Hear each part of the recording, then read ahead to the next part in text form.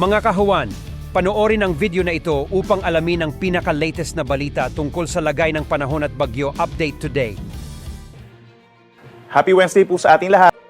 Patuloy pa rin po ang paglakas ng Northeast Monsoon o ramihan dito sa malaking bahagi ng Northern and Central Luzon at nakakaranas na ng mahirang pag-ulan ng ilang bahagi nito habang umiihip pa rin po ang mainit na easterlies o yung hangin galing Pacific Ocean dito sa may Southern Luzon, Visayas, and Mindanao. Base sa ating latest satellite animation, meron tayong mga kumpul ng ulap or cloud clusters dito po sa silangan ng Mindanao malapit sa equator at maaaring magpaulan yung ilang bahagi nitong cloud clusters na to sa susunod na 2 araw sa Eastern Visayas and Mindanao pero hindi ito na inaasahan na magiging isang low pressure area or bagyo.